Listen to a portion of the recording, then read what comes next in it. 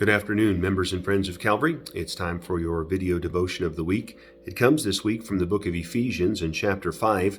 The Apostle Paul is giving sort of almost bullet point type sermon and instruction. And for example, in verse 15, he says, "He walks circumspectly, not as fools." Verse 16, "Redeeming the time because the days are evil." Verse 17, "Be ye not unwise." And so he's just giving individual thoughts and areas to help us.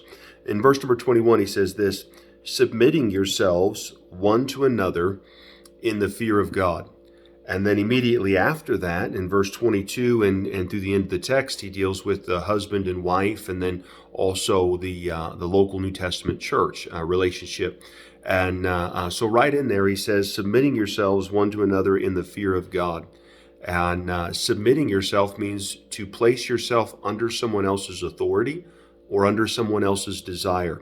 And that's not what we're taught in our society today. We're defend yourself, fight for yours, get yours, etc., etc.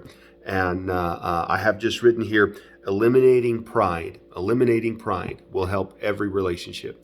No matter what relationship you're in today, whether it be husband, wife, child, a parent, occasionally submitting yourself and submitting your will and your wants and your desires to theirs, not in an unbiblical sense, but it will greatly aid your relationship.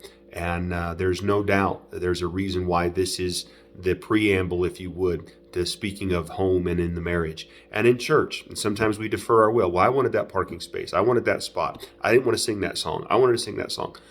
There's something just about submitting what you want to what others want, and that God blesses and God looks upon favorably. And so the challenge today would be to humble ourselves and to set aside maybe what we want for what others want, and trusting that God will bless that.